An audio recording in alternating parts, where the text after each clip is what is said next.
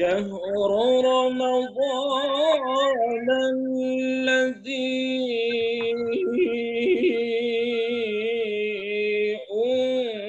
أنزل فيه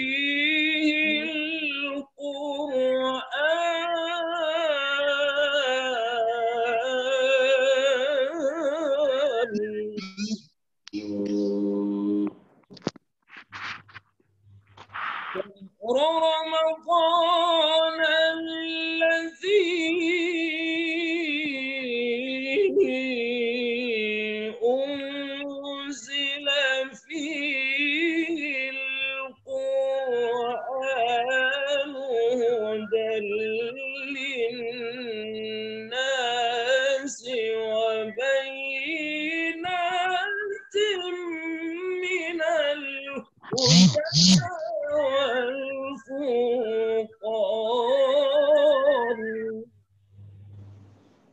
وقال النبي صلى الله عليه وسلم اقرأوا القرآن فإنه يأتي يوم القيامة شفيعا لأصحابه صدق الله العظيم وصدق رسول الله الكريم ونحن على ذلك من الشاهدين والشاكرين والحمد لله رب العالمين. Hadirin hadirat ma'asyiral muslimin jamaah Zoomiyah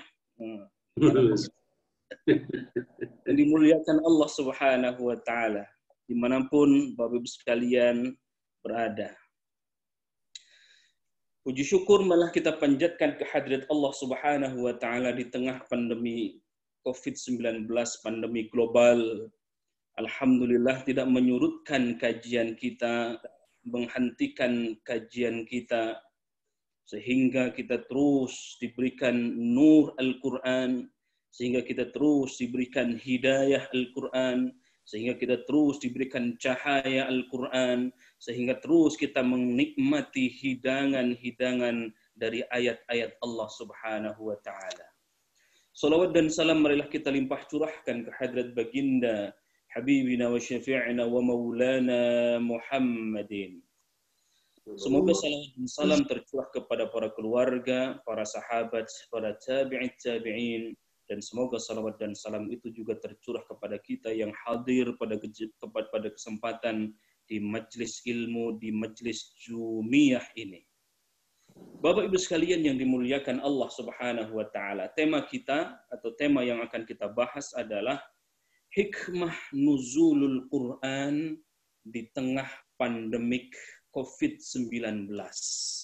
Kenapa tema ini penting kita sampaikan? Karena Bapak Ibu sekalian yang dimuliakan Allah Subhanahu wa taala, Al-Quran menyatakan dirinya sebagai syifa. A'udzu billahi minasyaitonir rajim wa nunazzilu minal Qur'ani ma huwa shifaa'u wa rahmatul lil mu'minin. Al-Quran, kata Allah Subhanahu wa ta'ala, menyatakan dirinya kami menurunkan Al-Quran atau Al-Quran itu turun, kata Allah, fungsi di antara sekian banyak fungsi Al-Quran itu adalah syifa, adalah obat penawar, obat atau penawar. Bapak Ibu sekalian yang dimuliakan Allah Subhanahu wa ta'ala, mari kita sedikit demi sedikit kupas apa itu Al-Quran, kapan Al-Quran turun, lalu kemudian Al-Quran itu apakah betul hanya hidayahnya ada pada saat turunnya Al-Quran, atau hidayah Al-Quran, mukjizat Al-Quran itu sampai sekarang bahkan sampai hari kiamat terus ada. Ini yang akan kita bahas terkait dengan tema kita, hikmah nuzulul Quran di tengah pandemik global, pandemik COVID-19. Bapak Ibu sekalian yang dimuliakan Allah, demi hikmatnya acara kita ini, demi kita meminta kepada Allah Subhanahu wa taala, mari kita awali kajian ini, kita awali perjumpaan ini dengan membaca suratul Fatihah Semoga dengan pembacaan suratul Fatihah ini, nur Al-Quran terus ada pada diri kita masing-masing semuanya. Dan kita diberikan kesehatan oleh Allah Subhanahu wa Ta'ala. Bagi yang sakit, semoga Allah sembuhkan. Bagi siapapun di antara kita, semoga nur Al-Quran itu hadir pada diri kita masing-masing dan keluarga kita masing-masing. Ala hadhihi niyah wa ala kulli niyatin salihah wa ala hadratin Nabil Mustafa syai'un lillahi lahumul Fatihah. أعوذ بالله من الشيطان الرجيم بسم الله الرحمن الرحيم الحمد لله رب العالمين الرحمن الرحيم مالك يوم الدين إياك نعبد وإياك نستعين اهدنا الصراط المستقيم صراط الذين أنعمت عليهم غير المغضوب عليهم ولا الضالين آمين. Saya ingin menyitir dari satu pendapat ulama bahwa Al-Quran itu salihun likulli zaman wa makan. Pernyataan ini membantah bahwa Al-Quran itu buatan Nabi. Al-Quran itu hanya otentik pada zamannya saja. Al-Quran itu menjadi mukjizat bagi umat Nabi Muhammad yang ada ketika itu. Tapi Al-Quran itu salihun likulli zaman wa makan. Ini yang ingin saya awali dulu dari apa namanya, Al-Quran itu salihun, akan senantiasa sesuai dengan salihun likulli zaman wa makan, sesuai dengan masa, sesuai dengan waktu, kapanpun, dimanapun. Nah, ini dulu. Ini membantah keraguan bahwa Al-Quran itu tidak otentik atau tidak sesuai dengan masanya, sehingga ada yang berpendapat bahwa Al-Quran itu perlu ditafsir ulang. Masya Allah. Ya.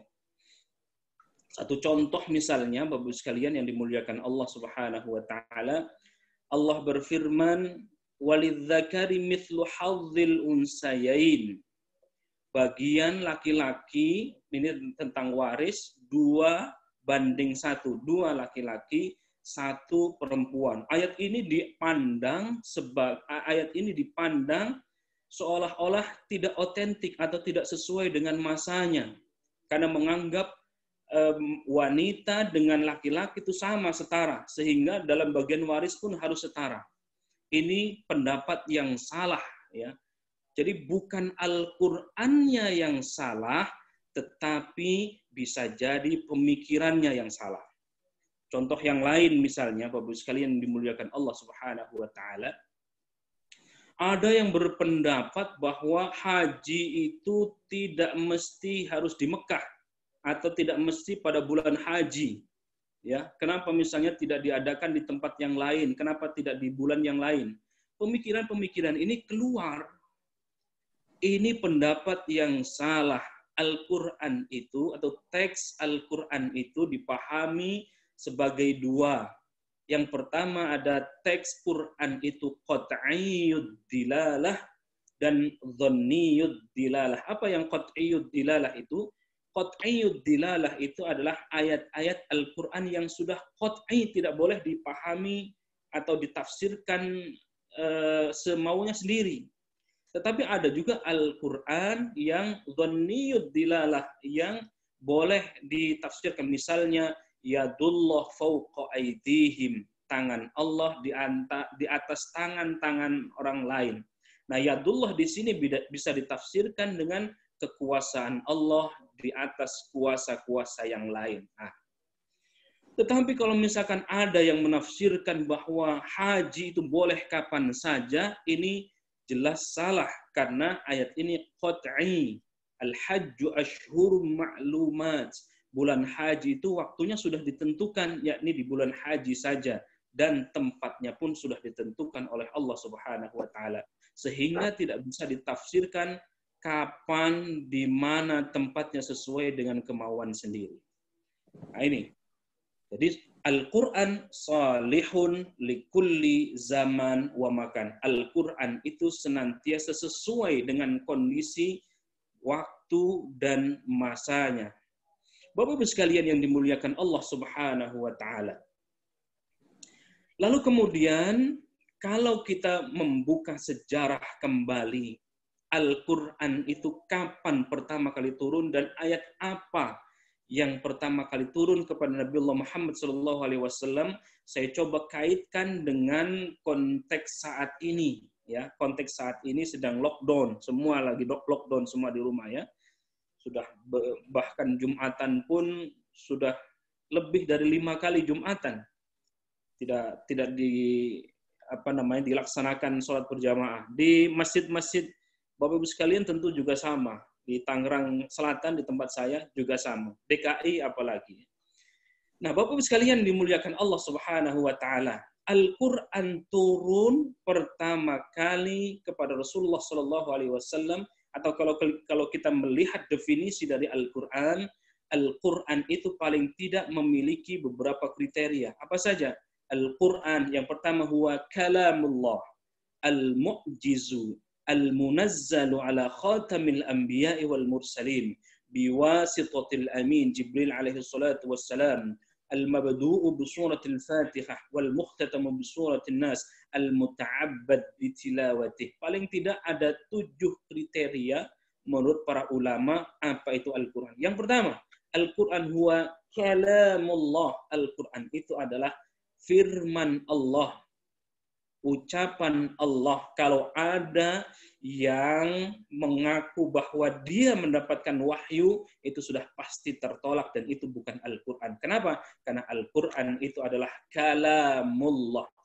Begitupun ketika zaman Nabi Muhammad SAW, ketika Al-Quran itu turun, bukan hanya sekarang diragukan Al-Quran itu, zaman Nabi sudah diragukan.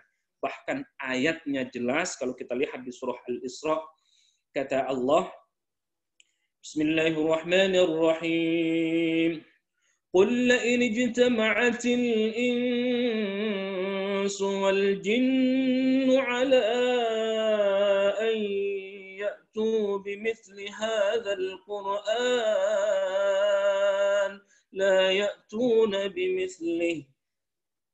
Kenapa ayat ini turun, atau kenapa ayat ini seolah-olah menantang kepada jin, manusia? Qul la in istamatil insu wal jinnu, katakan wahai Muhammad, andai jin dan manusia itu bersekutu, ya. Qul la in istamatil insu wal jinnu ala ayyatu bimithli hadzal Qur'an, untuk membuat yang serupa dengan Al-Qur'an, la ya'tuna bimithlih, mereka tidak akan mampu jin dan manusia berkumpul untuk membuat yang serupa dengan Al-Qur'anul Karim. Tantangan Allah ini sudah 14 abad yang lalu sampai hari ini. Jangankan yang membuat serupa dengan Al-Qur'an, yang sama seperti Al-Qur'an, mendatangkan faktu bisuratim mim mithli, mendatangkan satu surah saja yang sama dengan Al-Qur'an, itu tidak akan mampu sampai hari ini tantangan itu. Jadi Al-Qur'an huwa kalamullah. Al-mu'jizu, kemukjizatan yang kedua adalah Al-Qur'an itu bernilai mukjizat. Mukjizat itu terbagi dua, ada mukjizat hissiyah, ada mukjizat ma'nawiyah. Mukjizat hissiyah itu terjadi kepada umat terdahulu. Nabiullah Musa alaihi salatu wassalam diberikan mukjizat oleh Allah berupa tongkat. Tongkatnya menjadi ular. Dan mukjizat itu hanya terjadi untuk umat Nabi Musa dan umat ketika itu saja. Kita tidak mampu lagi, tidak bisa lagi mendapatkan itu. Nabiullah Ibrahim alaihi salatu wassalam tidak mempan dibakar dengan api yang menyala-nyala. Ini adalah mukjizat Allah. Kata Allah, "Qul ya naru kuni bardan wa salaman ala Ibrahim." Katakan, Ya narukuni, wahai api, bardan, berikan, jangan berikan panas, tetapi dinginlah, wasalaman ala Ibrahim, dan berikan keselamatan kepada Nabiullah Ibrahim. Mukjizat Nabiullah Ibrahim yang tidak mampu dibakar itu hanya terjadi untuk Nabiullah Ibrahim dan umatnya ketika itu saja. Kita tidak akan mampu, tetapi itulah mukjizat hissiyah.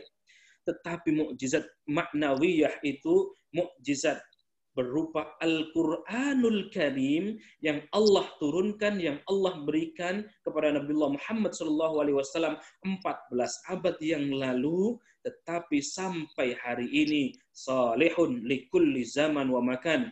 Mukjizat Al-Quran itu terus hadir kepada kita. Itu kriteria yang kedua. Al-mu'jiz, al-munazzal ala khatamil anbiya wal mursalin, diturunkan kepada nabi terakhir, yakni Nabiullah Muhammad sallallahu alaihi wasallam. Biwasitatil amin, dengan perantaraan malaikat Jibril. Kalau ada yang mengaku mendapatkan wahyu dari manapun, ya, di Indonesia berkali-kali ya polisi menangkap malaikatnya, maka Jibril dan seterusnya, itu masya Allah, ya, karena mengaku mendapatkan wahyu, ya, mendapatkan wahyunya di Gunung Salak, ya Allah, ya, dan itu banyak pengikutnya. Nah, kalau ada yang begini sudah pasti tertolak. Kenapa? Karena Al-Quran itu hanya diturunkan kepada Nabi dan Rasul terakhir dengan perantaraan malaikat Jibril. Biwasitatil amin Jibril alaihi. Al-mabdu'u bi suratil Fatihah. Al-Quran itu diawali dengan surah Al-Fatihah. Wal mukhtatamu bi suratin Nas. Al-Quran itu diakhiri dengan surah An-Nas, dan yang kriteria yang terakhir, yang terhebat di antara bacaan-bacaan yang lain yang tidak ada pada bacaan manapun. Apa itu? Al-muta'abbadu bitilawatihi, bernilai ibadah bagi yang membacanya. Masya Allah, Bapak sekalian dimuliakan Allah Subhanahu wa Ta'ala. Tidak ada bacaan manapun sehebat bacaan Al-Quran.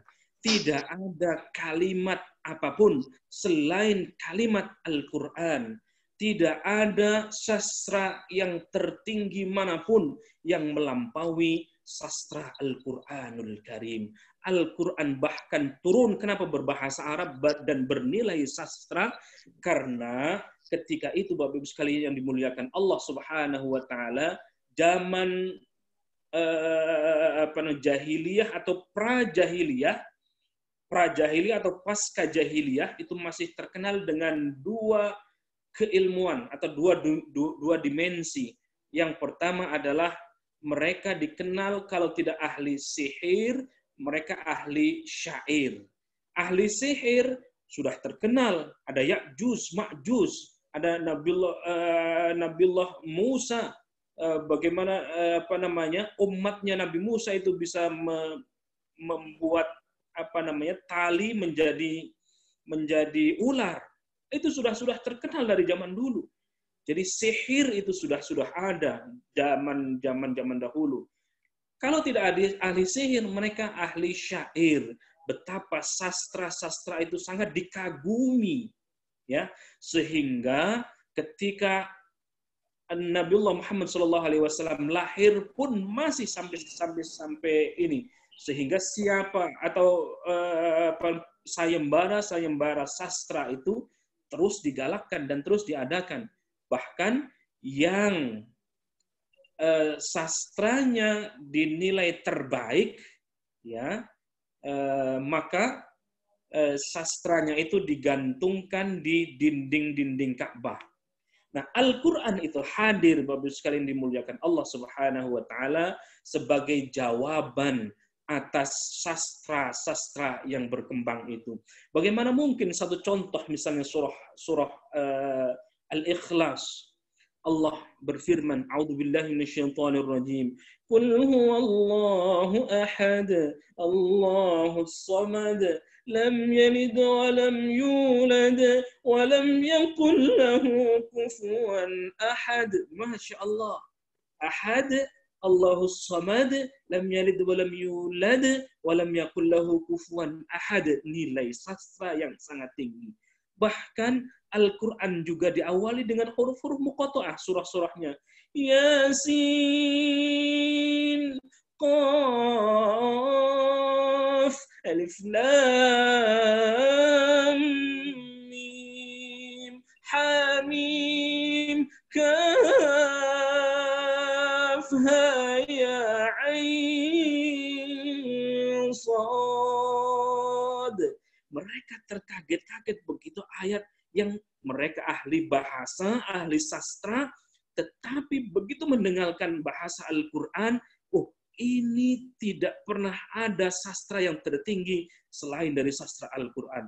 Qaf, Hamim, Yasin, dan lain sebagainya. Itu sesungguhnya huruf-huruf muqatta'ah itu sebagai jawaban dari kehebatan-kehebatan sastra yang dianggap mereka hebat. Padahal ada sastra yang terhebat, yakni sastra Al-Quranul Karim. Bapak sekalian yang dimuliakan Allah Subhanahu wa Ta'ala.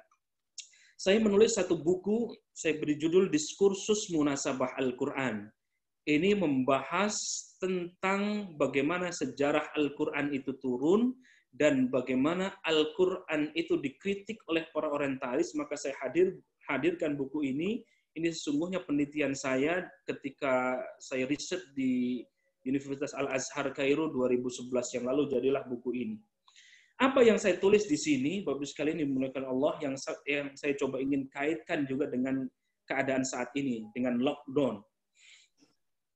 Di antara sekian banyak tradisi-tradisi dalam Islam, tradisi-tradisi yang kita kenal, Bapak sekalian dimuliakan Allah, sesungguhnya tradisi lockdown itu sudah sering dilaksanakan atau sudah dilakukan oleh para salihin, para salafus saleh, termasuk juga oleh para nabi, ya. Siti Maryam misalnya juga melakukan lockdown ketika terusir atau diusir oleh umat ketika itu karena dianggap sebagai wanita yang tidak suci sehingga dia lockdown, ya. Nah, apa yang didapatkan justru kedekatan kepada Allah Subhanahu wa Ta'ala.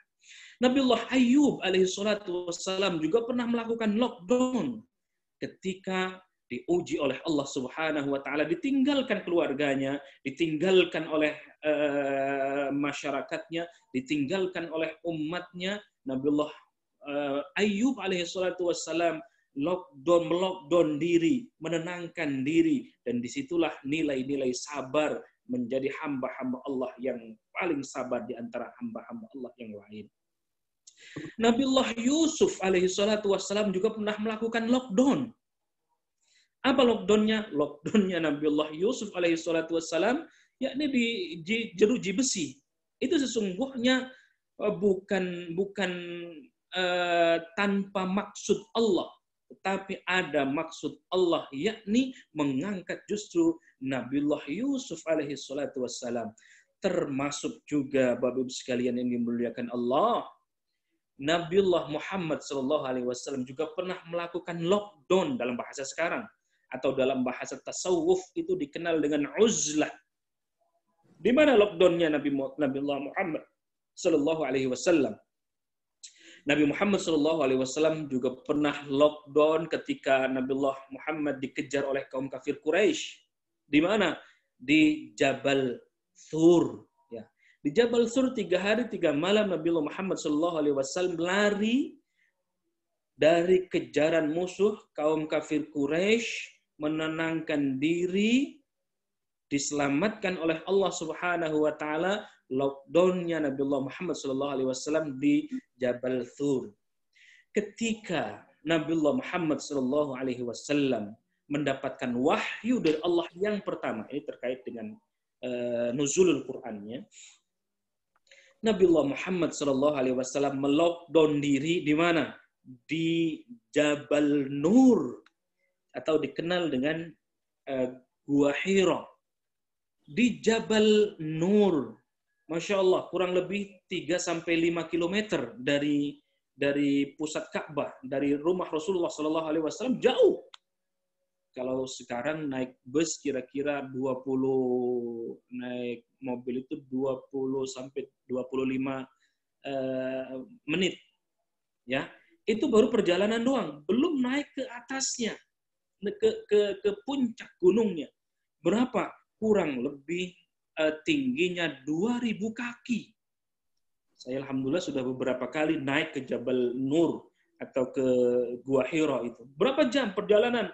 Masya Allah, naiknya itu sudah dikasih tangga saja, kurang lebih 1 jam butuh waktu naik sampai ke puncak Jabal Nur atau Gua Hira itu. Turunnya pun demikian. Bagaimana ketika kondisi Nabi Muhammad SAW ketika itu?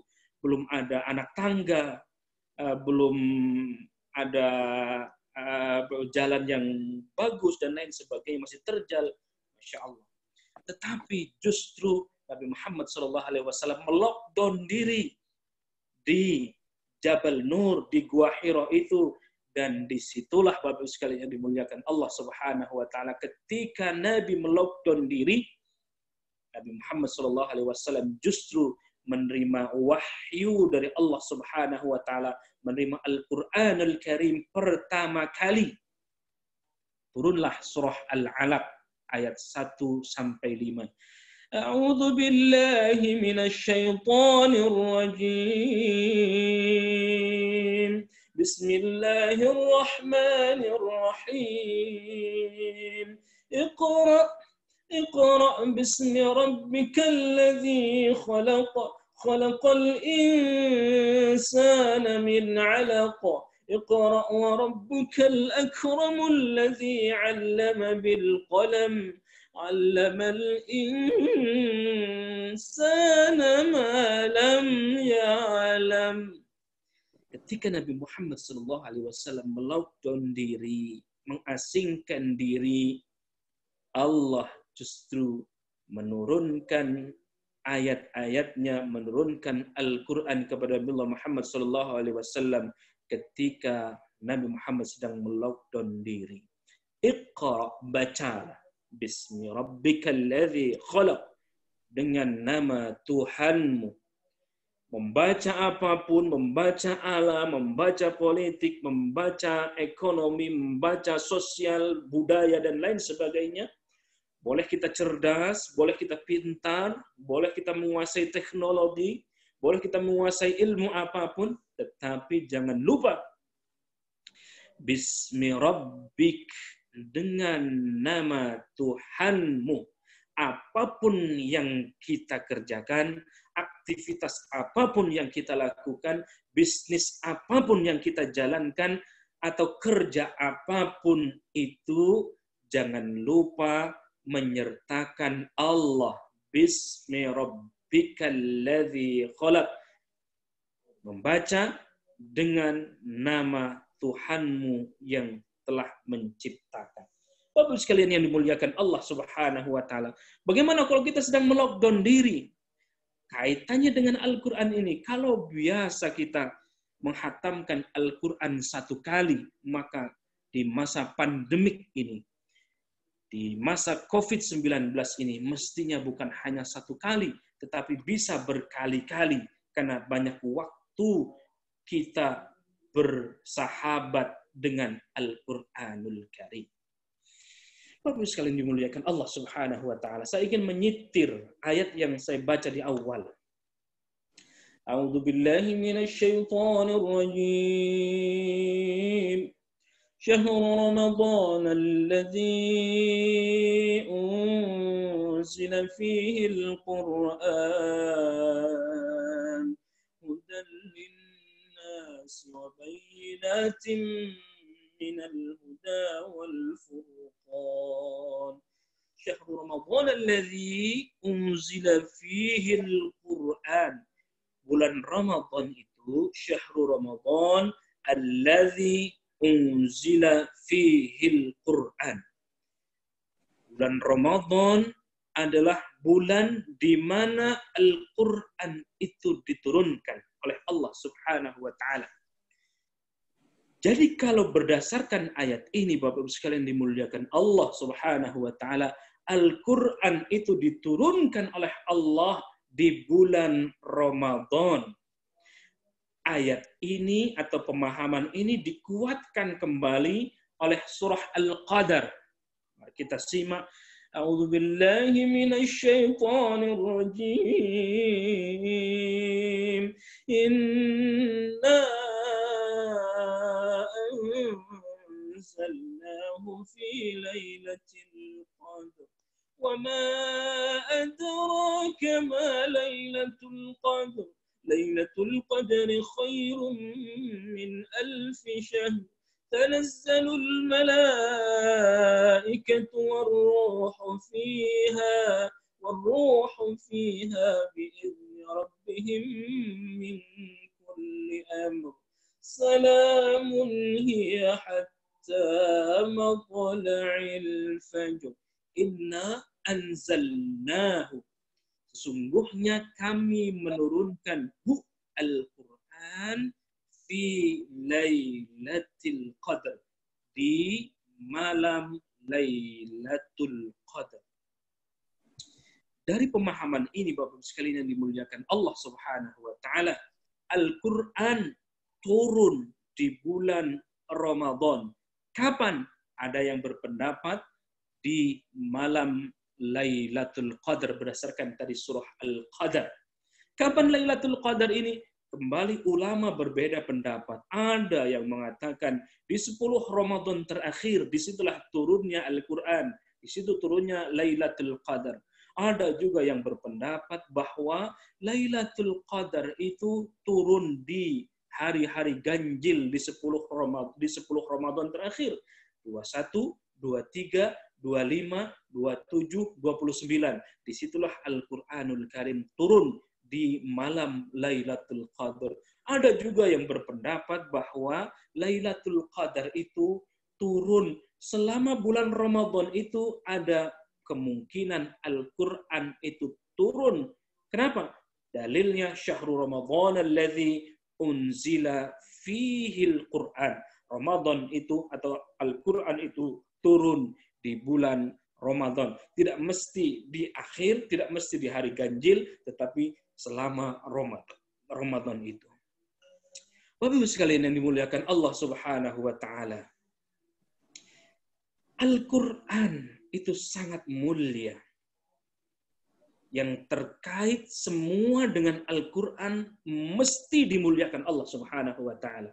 Mari kita lihat Nabiullah Muhammad sallallahu alaihi wasallam menjadi nabi satu-satunya yang akan memberikan syafaat kepada anak Adam, kepada hamba-hamba Allah di padang mahsyar. Ketika hari kiamat sudah tiba, ketika semuanya dibangkitkan oleh Allah Subhanahu wa taala pasca hari kiamat, semua dikumpulkan di satu tempat yang namanya padang mahsyar. Semua hamba-hamba Allah ingin meminta syafaat, meminta pertolongan, meminta perlindungan. Ada yang datang kepada Nabiullah Adam alaihissalatu wassalam, lalu apa kata Adam? Jangan minta kepadaku. Aku saja pernah tergelincir dari surganya Allah Subhanahu wa taala. Coba minta ke yang lain. Minta kepada Nabiullah Nuh alaihissalatu wassalam, jangan minta syafaat kepada aku, kata Nuh. Anakku saja tidak masuk kepada agama yang Allah ingin, agama Allah Subhanahu wa taala. Kemudian ke nabi-nabi yang lain begitu pun demikian, sampai kemudian kepada baginda Nabi Muhammad sallallahu alaihi wasallam, dan ketika di padang Arafah itulah baginda Rasulullah sallallahu alaihi wasallam memberikan syafaat kepada hamba-hamba Allah. Rasulullah mulia karena Al-Qur'an diturunkan kepada Nabiullah Muhammad sallallahu alaihi wasallam. Bahkan Nabiullah Muhammad sallallahu alaihi wasallam bergelar Al-Mustafa, yang terpilih, maksum, dijaga oleh Allah Subhanahu wa taala, dijamin masuk surganya Allah Subhanahu wa taala karena ada Al-Qur'an diturunkan kepada Nabiullah Muhammad sallallahu alaihi wasallam. Tempat turunnya Al-Qur'an yakni di Makkah dan Madinah menjadi mulia Bapak sekalian yang dimuliakan Allah Subhanahu wa taala. Kenapa? Karena Al-Qur'an hadir, Al-Qur'an turun di Haramain, di dua tempat yang mulia, syarafain yang dimuliakan Allah Subhanahu wa taala. Bahkan salat 1 rakaat kita di Masjid Nabawi sama seperti pahalanya 1000 rakaat di tempat yang lain. Itu di bulan yang biasa. Belum lagi kalau bulan Ramadan, di bulan Ramadan ini. Kita salat 1 rakaat di Masjidil Haram sama seperti nilainya 100.000 kebaikan rakaat di tempat yang lain. Masya Allah, tempat ini menjadi mulia. Kenapa? Karena Al-Quran hadir di dua tempat ini. Di Haramain, di Makkah, Madinah. Kita juga mulia insya Allah, Bapak Ibu sekalian ini dimuliakan Allah Subhanahu wa taala, manakala kita bersahabat dengan Al-Quran, manakala kesehariannya kita dengan Al-Quran, manakala kesibukan kita, tidak ada kesibukan yang lebih menyibukkan diri kita kecuali menyibukkan diri dengan Al-Quranul Karim. Al-Quran itu kata Nabi laksana hidangan. Kalau kita puasa ini, kata Nabi, lis-shaimi farhatani, farhatun 'indal iftar wa farhatun 'inda liqa'i rabbih.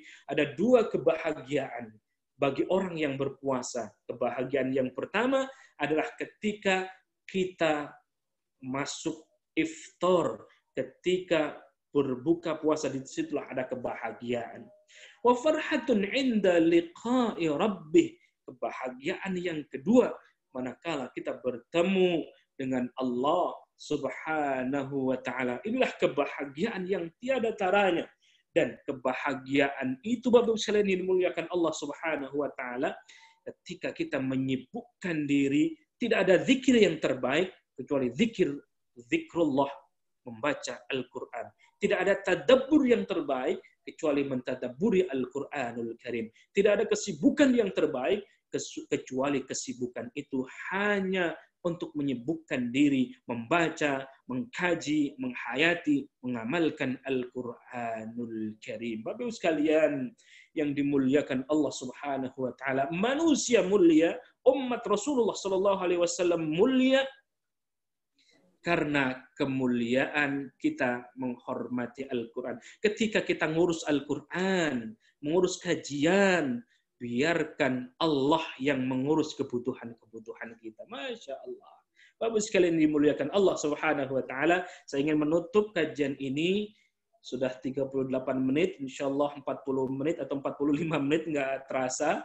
Kita tutup dengan satu hadis yang tadi saya sitir. Iqra'ul Qur'an fa'innahu ya'ti yawmal qiyamah syafi'an li ashabi. Saya senang sekali membawakan hadis ini. Kata Nabi, Iqra'ul Qur'an. Iqra'u, ini jamak. Banyak-banyaklah baca Al-Quran. Bacalah kalian sebanyak-banyaknya, sesering-seringnya, seoptimal mungkin. Iqra'u Al-Quran. Bacalah Al-Quran, fa'innahu ya'ti yawmal qiyamah. Ini hadis Nabi, pasti benarnya, pasti akan terjadi, pasti akan memberikan manfaat kepada kita. Kenapa? Fa'innahu ya'ti yawmal qiyamah. Karena sesungguhnya Al-Quran yang kita baca, kelak akan datang di hari kiamat. Nabi tidak menyebutkan yang akan datang adalah harta kita. Nabi tidak menyebutkan yang akan datang adalah istri kita, anak-anak kita, kekayaan kita, dan lain sebagainya. Tetapi di hadis ini, فَإِنَّهُ يَأْتِي يَوْمَ الْقِيَامَةِ, karena sesungguhnya di hari kiamat itu, syafi'an li ashabi, akan memberikan syafaat bagi yang membaca, yang mengkaji, yang menyibukkan dengan Al-Quranul Karim. Wallahu a'lam bishawab. Tepat jam 40 menit. Akhirul kalam, wabillahi taufiq wal hidayah wal aufu minkum. Silakan kalau ada pertanyaan ditampung atau ada yang menanggapi, ada yang menambahkan, kami silakan. Baik, Ustaz Hasani, terima kasih. Dan kepada jamaah ingin bertanya, silakan melalui chat maupun raise hand. Dan itu sudah panjang tadi disampaikan. bagaimana kita bisa mensikapi dari nuzulul Quran yang pernah diturunkan atau kita sikapi pada situasi saat pandemi seperti sekarang ini. Tadi udah banyak diuraikan dan tentunya nanti akan kita simpulkan di akhir acara ini. Dan kemudian ini ada Pak Hadi Suprapto sudah raise hand, dan kepada Pak Hadi dipersilakan monggo untuk menyampaikan pertanyaannya. Baik. Assalamualaikum warahmatullahi wabarakatuh. Waalaikumsalam Pak Jadi. Ustadz, Ana mau tanya berkaitan dengan hadis riwayat Muslim. Rasulullah bersabda, La taj'alu buyutakum maqabiru inna syaiton yanfiru minal baitil ladzi tuqra'u fihi suratul Baqarah. Janganlah kalian jadikan rumah kalian sebagai kuburan. Sesungguhnya setan lari dari rumah yang dibacakan di dalamnya Al-Baqarah. Kalau lihat ayatnya, surat 2 ini kan 286 ayat, Ustaz. Ya, terpanjang. Dan, lebih daripada 2 juz. Nah, pertanyaan saya, apakah ada ayat-ayat tertentu saja atau the whole ayat itu, Ustaz, yang harus dibacakan setiap hari itu? Terima kasih, Ustaz. Assalamualaikum warahmatullahi wabarakatuh. Waalaikumsalam warahmatullahi wabarakatuh. Ada yang lain? Langsung dijawab dulu? Langsung saja, langsung dulu nanti dicicil aja kalau ada. Baik, ini terkait dengan fadhailul Quran. Tentang fadilah atau keutamaan Al-Quran. Satu di antaranya yang tadi kita baca, yang tadi dibaca, menjelaskan hadis Rasulullah SAW, siapa yang membaca surah Al-Baqarah di rumahnya, maka haram bagi setan itu masuk di rumah itu. Ya. Betapa hebatnya Al-Quran. Al-Quran, fadhailul Quran, dalam fadilahnya, keutamaannya, kemuliaan membaca Al-Quran itu. Sesungguhnya fadhailul Quran itu banyak sekali. Itu baru satu di antara keutamaan atau kemuliaan membaca Al-Quran. Siapa yang mendawamkan membaca surah Al-Baqarah, maka setan tidak akan masuk ke rumah yang sering dibacakan surah Al-Baqarah itu. Lalu bagaimana? Karena Al-Baqarah ini surah yang terpanjang di antara surah-surah yang lain. Bahkan 2 juz lebih itu di surah Al-Baqarah. Boleh nggak diganti surah yang lain? Ya tentu boleh. Ya tentu boleh. Misalnya siapa yang membaca surah Yasin, Yasin itu disebutkan oleh Nabi, surah Yasin itu adalah jantungnya Al-Quran. Jadi manusia itu akan hidup normal manakala ada jantung yang masih sehat. Al-qalb, ya. Dan jantungnya Al-Quran itu adalah surah Yasin. Siapa yang mendawamkan surah Yasin, itu juga insya Allah terbebas dari gangguan-gangguan setan. Insya Allah itu juga akan menyelamatkan diri, keluarga, dan lain sebagainya. Tentu banyak sekali fadilah Al-Quran itu. Kalau bisa, karena ini adalah hadis Rasulullah SAW, kita yakini saja dulu. Kalau kita sempat, baca. Atau kalau tidak sempat, misalnya sehari, ya dibikin 2 hari. Kalau tidak bisa 2 hari, coba dibikin 3 hari atau 1 minggu misalnya. Yang penting mengamalkan membaca surah Al-Baqarah itu membuat keluarga kita insya Allah menjadi sakinah. Anak yang biasanya susah disuruh ibadah, yuk coba dengan barokah Al-Quran itu, kita mintanya kepada Allah Subhanahu wa Ta'ala, bukan minta kepada Qur'annya, tapi ayat yang kita baca, surah yang kita baca, sebagaimana Nabi tadi sabdakan, insya Allah memberikan manfaat sesuai dengan apa yang disabdakan Rasulullah. Adakah atau bolehkah membaca surah-surah yang lain? Boleh. Di antaranya Nabi juga pernah berpesan, siapa yang membaca Qul huwallahu ahad, Qul a'udzu birabbil falaq, Qul a'udzu birabbin nas, itu sama saja dengan menghatamkan Al-Quran. Nah, itu baru surah Al-Baqarah. Jadi Qul a'udzu birabbil falaq, Qul a'udzu birabbin nas, 3 qul ini kita baca, maka itu sudah membaca seluruh Al-Qur'anul Karim. Baca ini. Berarti Al-Baqarah masuk enggak di dalamnya? Masuk kalau begitu. Masuk di dalamnya. Apakah dapat manfaat yang sama? Insya Allah. Karena itu semuanya adalah hidangan Allah Subhanahu wa Ta'ala. Tadi membaca surah Yasin, membaca jantungnya Al-Quran. Ketika sudah membaca Yasin, maka Al-Quran, ketika sudah kita baca jantungnya, maka detak yang lain juga akan berdetak. Termasuk juga Al-Baqarah tadi. Atau ada juga hadis yang lain, atau pesan Rasulullah yang lain. Siapa yang membaca Al-Fatihah, ya, membaca surat Al-Fatihah, Al-Fatihah itu dikenal oleh para ulama, atau disebutkan oleh para ulama, Al-Fatihah itu adalah Ummul Quran, Ummul Kitab. Induknya Al-Quran itu ada di surah Al-Fatihah. Nah, kalau ibunya sudah kita ambil, insya Allah anak-anaknya dan keturunannya juga masuk di dalamnya, termasuk juga surah Al-Baqarah tadi. Begitu memahaminya caranya Pak Haji Hadi. Wallahu a'lam bishawab. Baik. Ya, baik. Terima kasih Ustaz Azhari. Pak Hadi, saya pikir masih ada yang ditanyakan atau sudah cukup? Cukup. Baik. Cukup, Pak. Ya, baik. Ada yang lain barangkali ingin menyampaikan? Biasanya ini ada Pak Iwan Aziz. Ya, boleh Pak. Oke, silakan Pak Iwan Aziz. Assalamualaikum warahmatullahi wabarakatuh, Ustaz. Waalaikumsalam, Haji Iwan. Saya tertarik sekali dengan istilah lockdown dikaitkan dengan uzlah.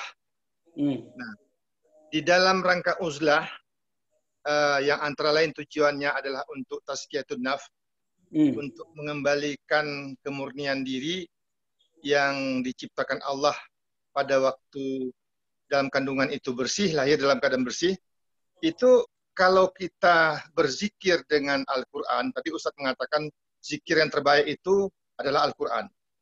Apakah kita memilih ayat-ayat yang berkaitan dengan syifa dan tauhid saja, dan tanpa mengabaikan ayat-ayat yang sifatnya sejarah, sifatnya fikih?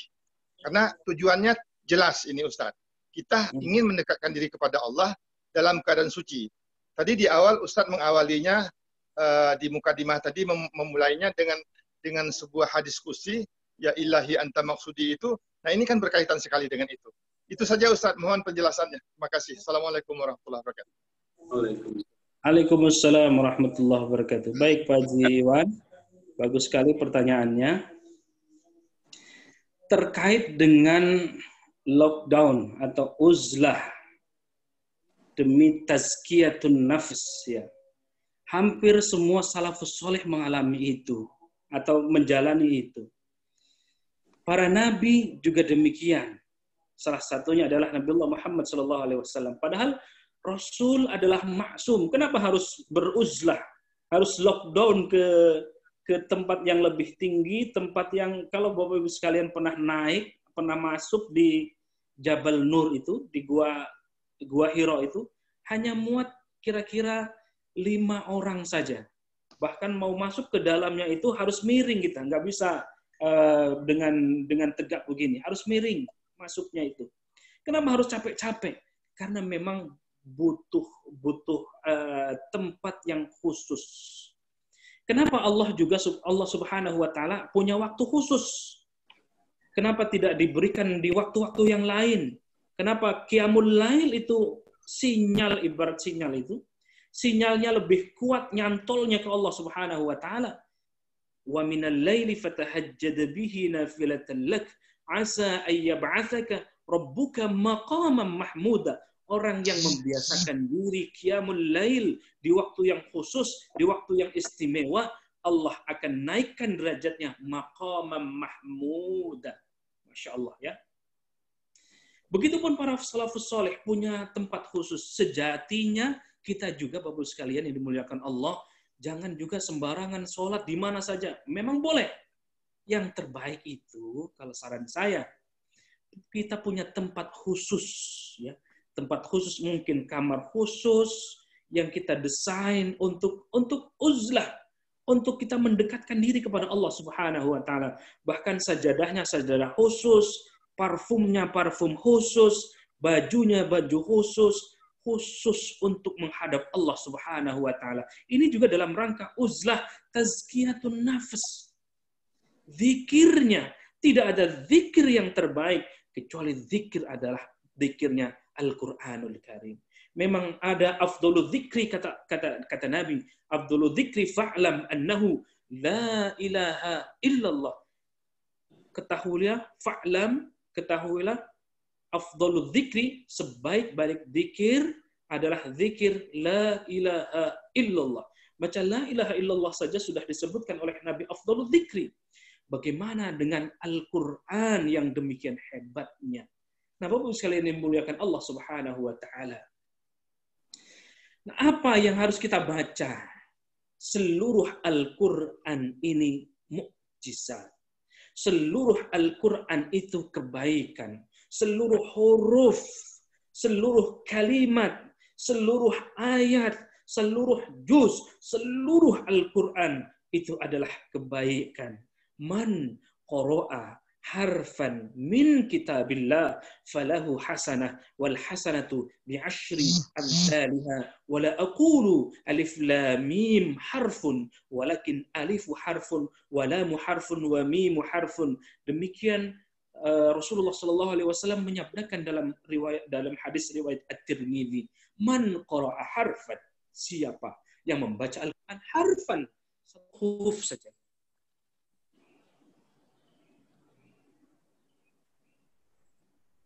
min kitabillah, dari ayat-ayat Allah, falahu hasanah, itu sudah bernilai kebaikan. Dan nilai kebaikannya itu bukan satu. Wal hasanatu bi'ashri amthaliha.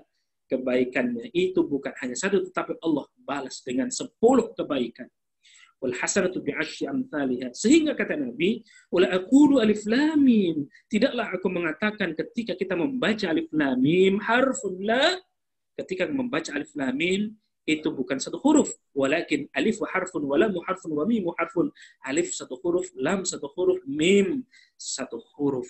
Alif satu huruf, lam satu huruf, mim satu huruf, masing-masing 3 huruf ini bernilai 10 kebaikan. Ini di bulan yang lain. Bagaimana kalau di bulan Ramadan? 70 kali kebaikan dari Allah Subhanahu wa taala. 10 kebaikan kali 70 sudah berapa? Biarkan Allah yang mengatur. Lalu bagaimana, apakah ada bacaan-bacaan khusus? Silahkan Bapak Ibu sekalian.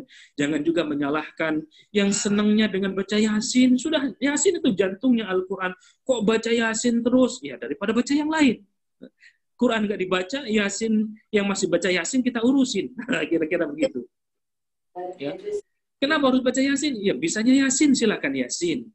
Ya, bisanya Al-Fatihah, silakan Al-Fatihah. Bisanya surah ketika dalam janin misalnya membaca meskipun dalilnya masih diperdebatkan ya, ketika janinnya itu laki-laki membaca surah Yusuf biar katanya gantengnya seperti Nabiullah Yusuf alaihissalatu wassalam.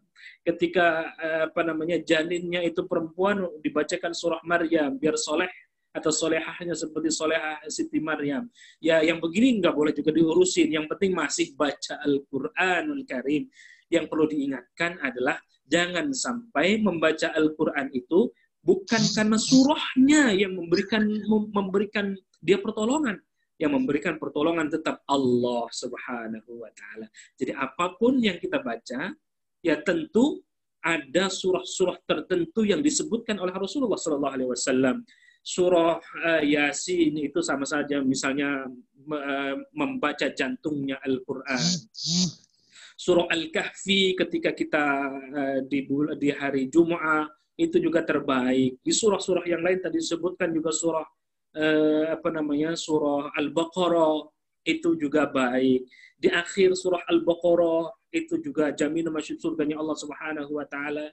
Di hadis Nabi Muhammad sallallahu alaihi wasallam, siapa yang mendawamkan membaca ayat kursi setiap ba'da salatnya, maka Allah menjamin surganya. Dan banyak sekali fadilah-fadilah Al-Qur'an itu. Wallahu a'lam bishawab. Baik. Ya, terima kasih Ustaz. Barangkali masih ada yang lain? Oke. Kalau tidak ada satu poin yang ingin saya sampaikan pada kesempatan pagi hari ini, dan ini yang dari uraian pertama sampai terakhir, saya menarik satu kesimpulan, barangkali minta tanggapannya dari Ustadz Hasani. Pertama adalah bahwa tadi disampaikan lockdown ini pernah dilakukan oleh beberapa ya Nabiullah, yaitu diantaranya adalah Nabi Yusuf, kemudian Nabi Ayub, dan kemudian ada Maryam. Dan kemudian yang terakhir juga Nabi kita, Nabi Muhammad SAW juga pernah lockdown juga.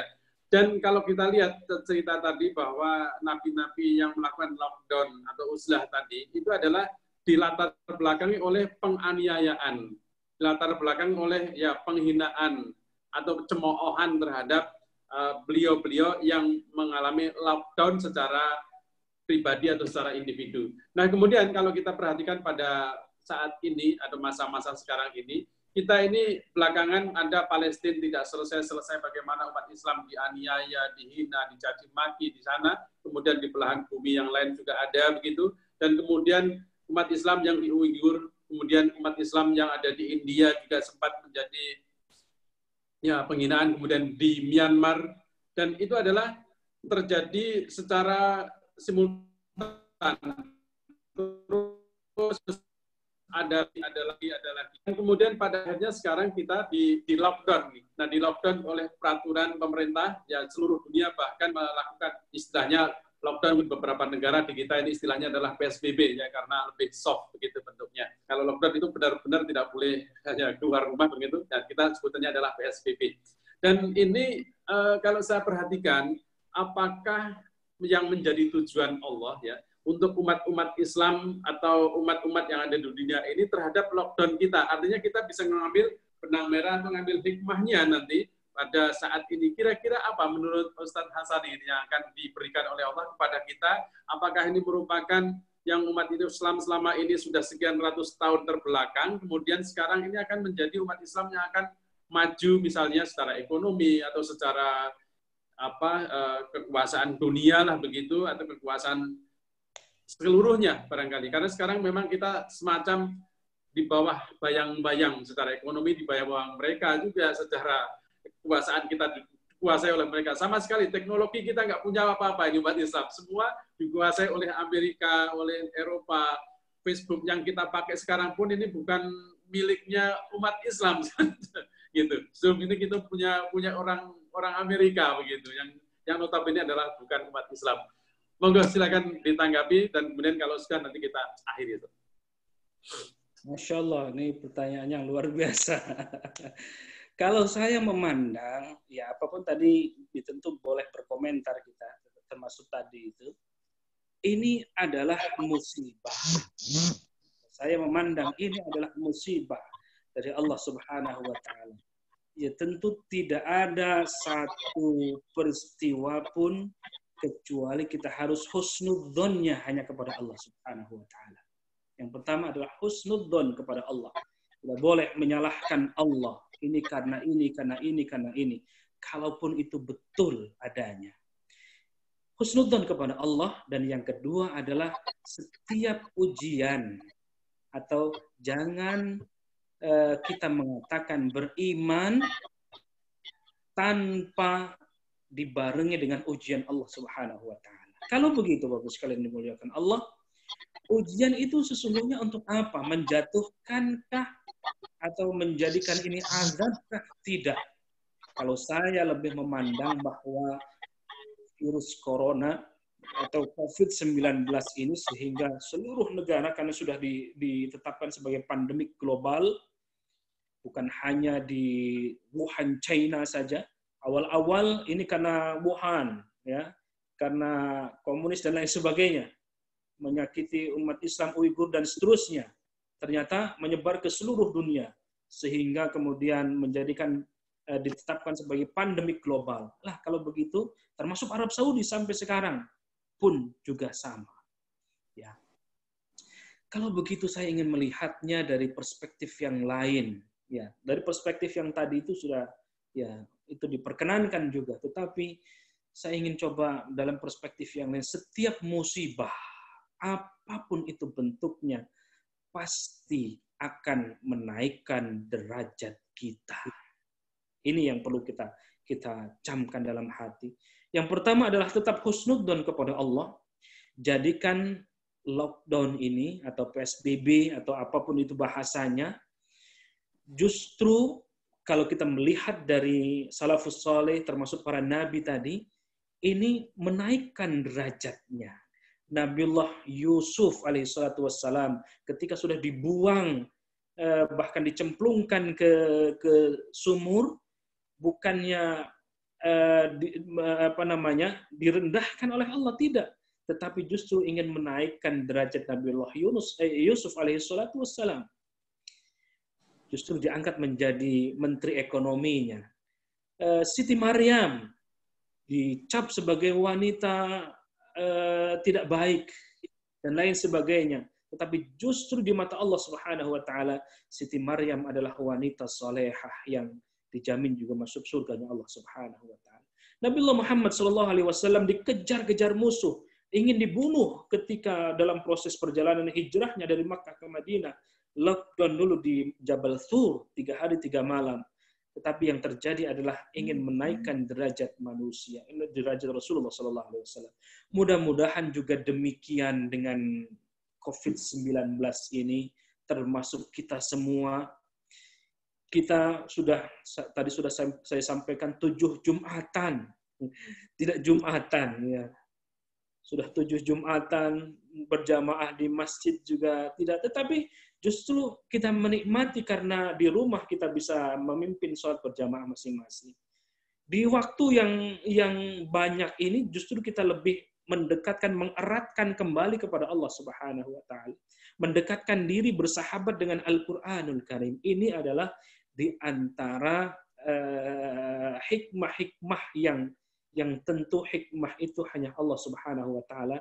Tinggal kita sebagai umat muslim mempercayai itu adalah karunia dari Allah Subhanahu wa taala untuk lebih mendekatkan diri kepada Allah Subhanahu wa taala.